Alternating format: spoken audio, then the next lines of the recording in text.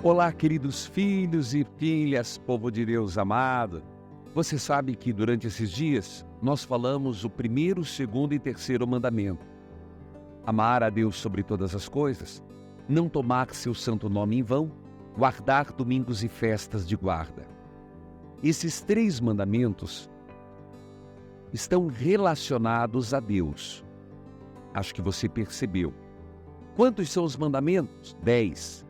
Os três primeiros relacionados a Deus. A partir de agora, começa uma nova sequência de mandamentos, uma nova classificação.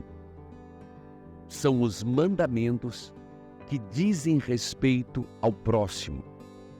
Então, os próximos mandamentos, o 4º ao 10º, estão relacionados ao próximo. Amarás o teu próximo como a ti mesmo. Foi isso que nosso Senhor disse em João 13:34. Mas existe um texto de Romanos, anote ali, Romanos 13, de 8 a 10, Romanos 13, de 8 a 10, que nos dá essa forma de compreensão, essa forma de entender esses demais mandamentos. Eu digo, repito mais uma vez, o 4º, o 5º, o 6º, 7º, 8º e 9º. Romanos 13, de 8 a 10. Atenção, catequistas, catequizandos, povo da igreja. São Paulo diz assim: quem ama o outro, cumpriu a lei. De fato, os preceitos: não cometerás adultério, não matarás, não furtarás, não cobiçarás, e todos os outros se resumem na mesma sentença: amarás o teu próximo como a ti mesmo. A caridade não pratica o mal contra o próximo. Portanto, a caridade é plenitude da lei. Para ser bem didático, os três primeiros mandamentos estão relacionados a quem? Responda: a Deus. Os outros mandamentos estão relacionados a quem? Ao próximo. Mais uma vez, para você poder mostrar na Bíblia, não ter vergonha e manusear a palavra de Deus, anote. Romanos 13, de 8 a 10. Quem ama o outro, cumpriu a lei. Portanto, os mandamentos: não matarás, não cometerás adultério, não furtarás, não cobiçarás, se resume numa sentença. Então, está dizendo São Paulo, os outros mandamentos se resumem numa sentença: amarás o próximo como a ti mesmo. A caridade não pratica o mal.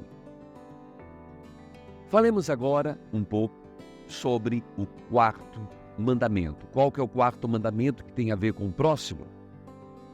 Honra teu pai e tua mãe, para que se prolonguem teus dias na terra. Lembremos que o próprio Jesus, em Lucas 2:51, quando ele estava saindo do templo, diz o texto, ele lhes era submisso em tudo.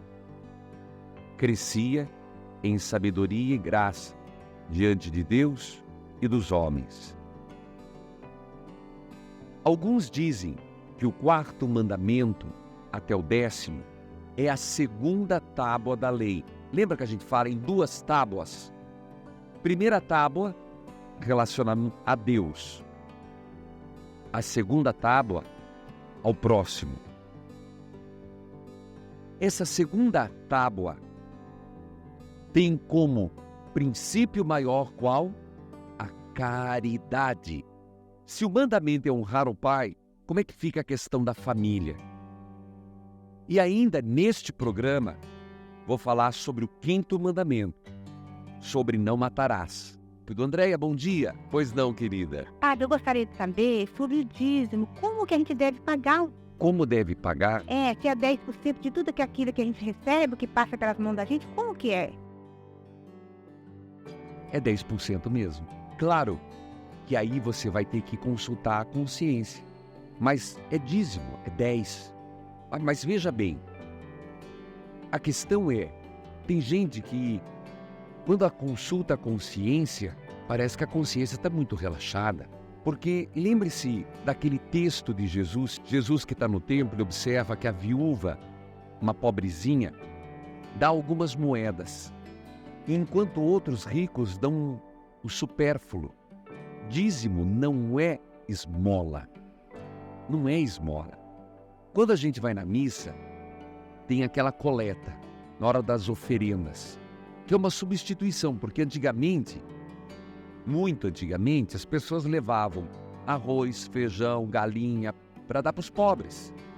Aquele dinheiro, aquela oferta, é uma partilha de bens. Como não se leva mais material, se dá em dinheiro. Mas não tem nada a ver com dízimo. Dízimo é a retribuição a Deus pelos bens que nós recebemos. É 10%. Não podendo dar 10%, você dá conforme as suas possibilidades. Porém, não é esmola. Então aqui, respondendo para você e para todos, as comunidades deviam ser mais bem alicerçadas nos dízimos. É engraçado, porque quando uma comunidade começa a bater no dízimo, o povo já começa, o padre é dinheirista, o padre é isso, o padre é aquilo. Gente, mas não tem nada a ver com o padre, isso é um mandamento da lei da igreja. Um dos mandamentos da lei da igreja é pagar o dízimo. O dízimo não vai para o bolso do padre. Gente do céu, quando nós vamos parar com essas imagens distorcidas? Padre também não ganha o seu salário proporcional ao dízimo que a igreja oferece. Não é proporcional. O dízimo tem 3 dimensões: manter o culto, manter os gastos ordinários de uma paróquia, luz, água, telefone, funcionários, a dimensão da caridade e a dimensão da formação. O grande problema é que a maioria das igrejas não consegue subsistir com dízimo. Aí precisa continuar fazendo festa, precisa continuar fazendo promoção. E eu digo para vocês, porque eu sou pároco, sempre fui pároco. Desde Pinhais, Maria Antonieta, Guabirotuba, e aqui é um desafio manter uma comunidade. Mas respondendo para você, Andréia, e para todo, é 10%. Não podendo, dê conforme a sua possibilidade, mas não é esmola. Sobre o 4º mandamento, honrar pai e mãe. Esse mandamento está expresso de uma forma positiva, de deveres a cumprir. Não deixa de ser um respeito à vida. Esse mandamento diz diretamente aos filhos, em suas relações com o pai e a mãe. Diz respeito também ao parentesco com os membros da família. Honrar pai e mãe significa prestar honra, afeto. Tá ouvindo? Gente, isso aqui já é bombástico. Não é honrar, é também dar afeto, reconhecimento aos avós, aos antepassados. É os deveres de um aluno para com o professor, dos empregados para com os patrões, os deveres para com os pais, deveres para com os tutores. Honrar pai e mãe é o respeito que nos dá frutos espirituais e frutos temporais, como paz, prosperidade. A não observância desse mandamento traz danos à família. E aqui, nesse contexto, temos que entender que a família é um valor, gente. A família, gente, é a célula da vida social. O termo família implica cuidado, responsabilidade de jovens para com os velhos. Esse mandamento fala da responsabilidade para com os deficientes da família. Portanto, a família é algo sagrado. Lugar de idoso não é no asilo, gente. Visitando Minas Gerais, eu fiquei impressionado o trabalho dos freis, uma obra maravilhosa. Me encantou. Não foi em Minas Gerais, foi em São Paulo, uma cidade de Pirajuí. Um trabalho maravilhoso, porque eles acolhem idosos, deficientes, abandonados pela família. Lembremos que o 4º mandamento é uma luz no meio de uma sociedade de profundas sombras. Lembremos que a família, ela é garantia de uma sociedade sadia. Quais são os deveres dos filhos? Respeito aos pais, respeito filial, docilidade, mas também implica em deveres dos pais.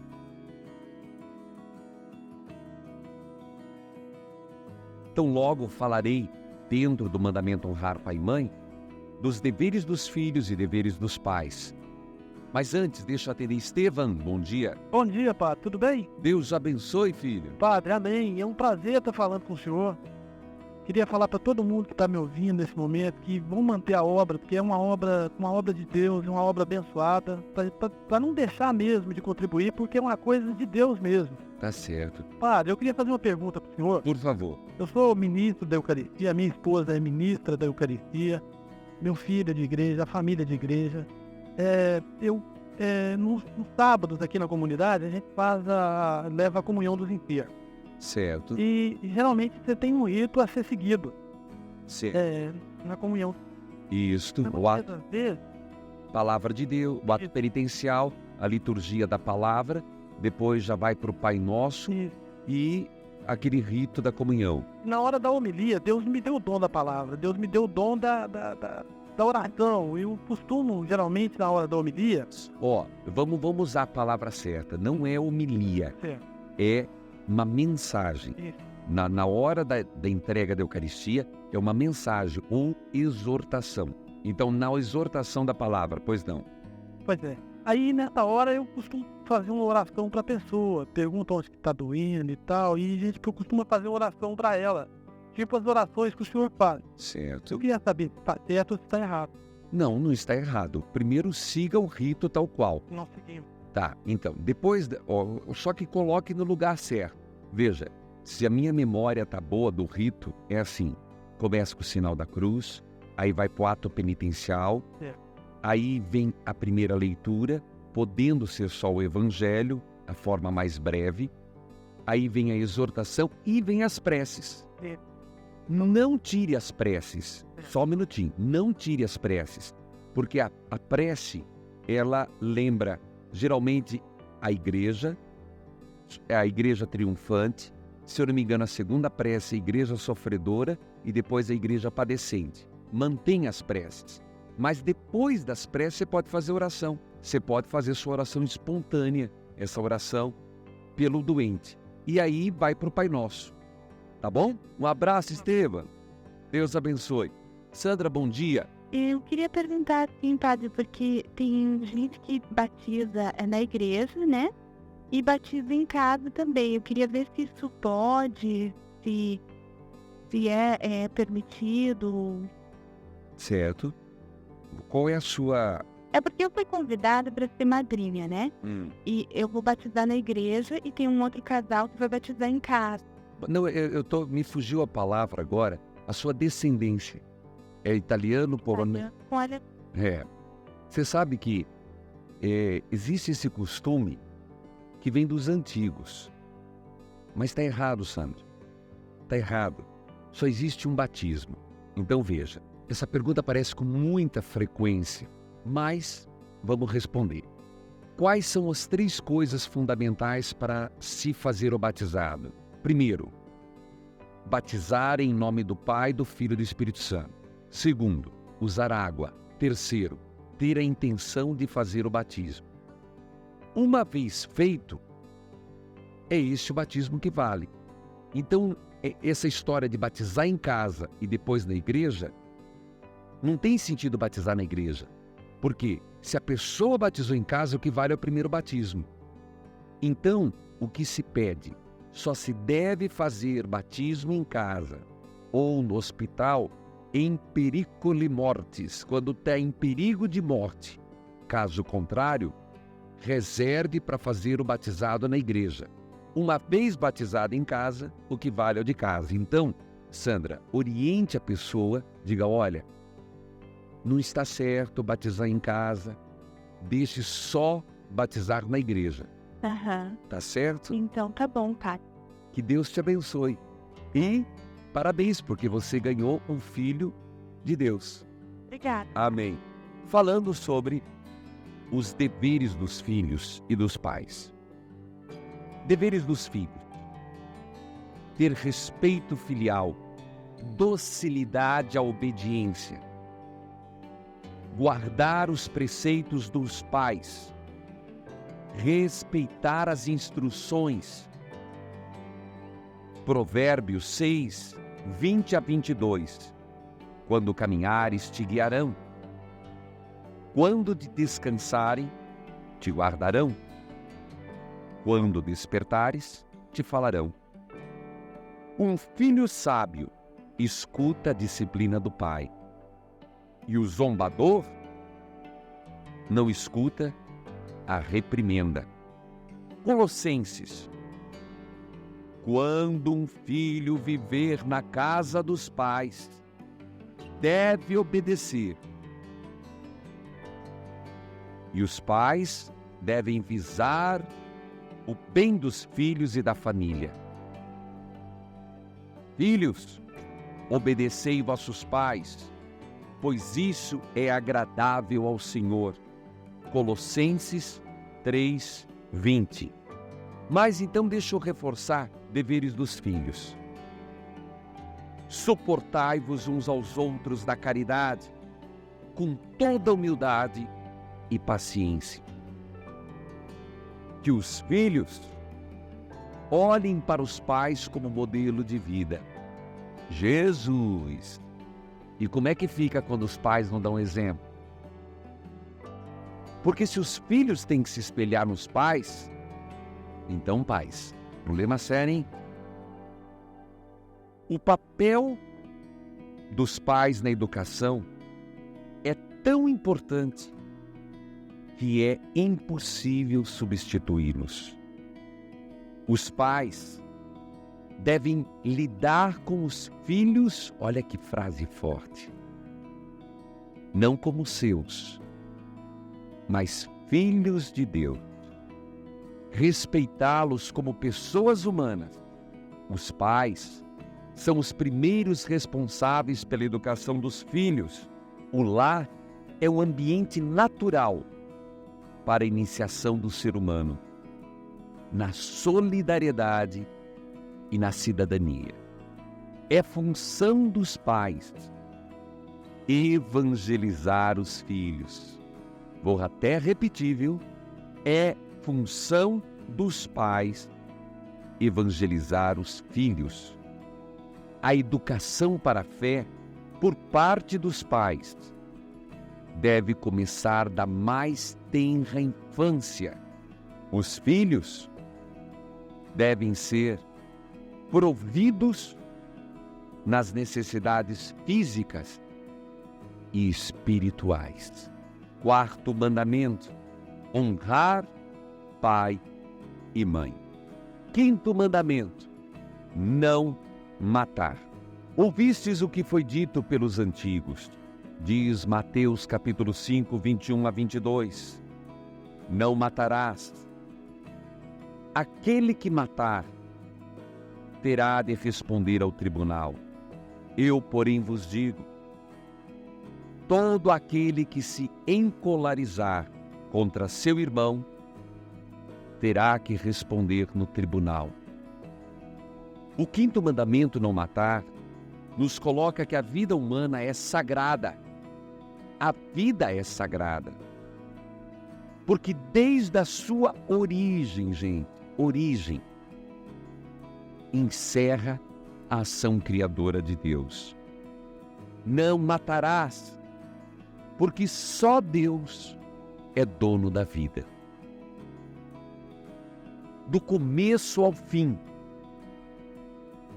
ninguém, em nenhuma circunstância, pode reivindicar para si o desejo de destruir a vida humana de um inocente. Como entender este quinto mandamento no caso de legítima defesa? A legítima defesa não é uma exceção à proibição de matar o inocente. Veja, a ação de defender-se pode acarretar um duplo efeito. É defender-se para conservar a própria vida e outro, a morte do agressor. O amor a si mesmo permanece como um princípio fundamental da moralidade. Portanto, é legítimo fazer respeitar o próprio direito da vida. Quem defende a sua vida não é culpável de homicídio. Se a consequência de proteger a própria vida for a morte do agressor, não se trata de um homicídio. Percebe que é o princípio primeiro? Defesa da própria vida, que é um princípio fundamental da moralidade. A legítima defesa pode não ser somente um direito, mas é um dever grave. O homicídio, o quinto mandamento que nós estamos tratando, coloca como gravemente pecaminoso o homicídio direto e voluntário, e também o assassino, e os que cooperam voluntariamente com assassinato, cometem um pecado que clama ao céu por vingança. Veja, o quinto mandamento, não matar, proíbe qualquer intenção de provocar, mesmo que indiretamente, a morte de uma pessoa. Aqui vem uma coisa interessante. Qualquer negócio em prática mercantil que provoque a fome, a morte dos irmãos, é tido como homicídio.